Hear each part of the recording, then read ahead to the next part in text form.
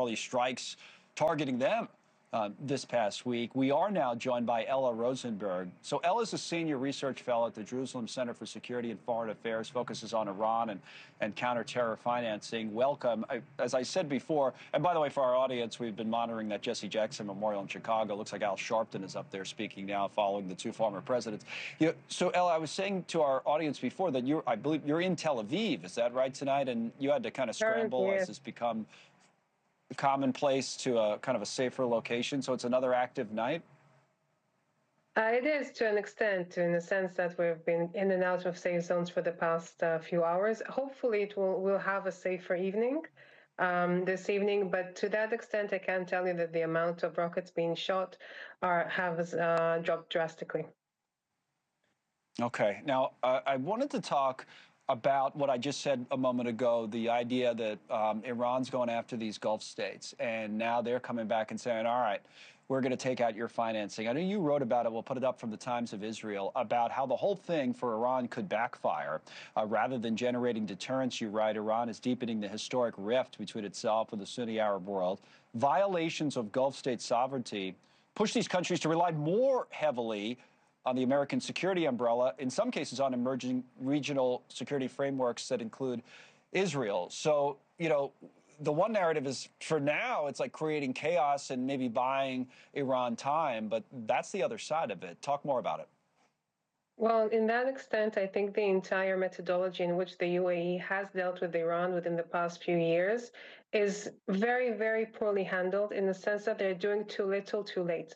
Specifically when discussing Iran and the way that they're trying to push President Trump to stop the attack against Iran, they did what they anticipated before, which is the Iranian regime is trying to create some sort of wedge between the Sunni nations and the US, in the sense that they're attacking them.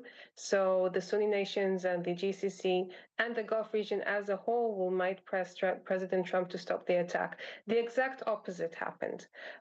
In addition to that, if you look at the entire methodology in which the UAE specifically has been dealing with the Iranian regime up until now, you can't say that they couldn't anticipate it, in the sense that the regulatory frameworks that they have implemented in-house, whether it is on mainland jurisdictions or free zone jurisdictions, they basically enabled the RJC to operate there quite smoothly and, frankly, quite easily within the past few years. But now, with these hits in places like Dubai, Doha, the Bahrain against civilians that we reported on earlier today, what about the freezing of assets as a counter move, or will it take more than that? Way too little, way too late. You can't all of a sudden wake up one morning once you're bombed and decide, oh, how about we just freeze all those assets that are designated under OFAC?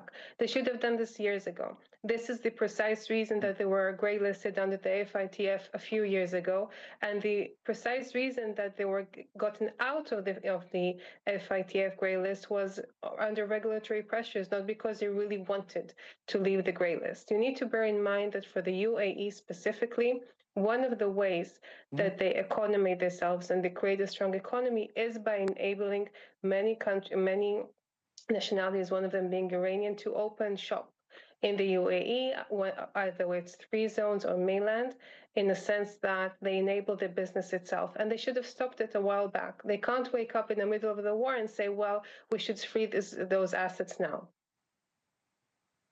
Yeah, I get your point. No doubt about it. Ella Rosenberg, thank you for joining us on this from a safe room now in Tel Aviv, and stay safe tonight. Fariba Nawa, who's a journalist.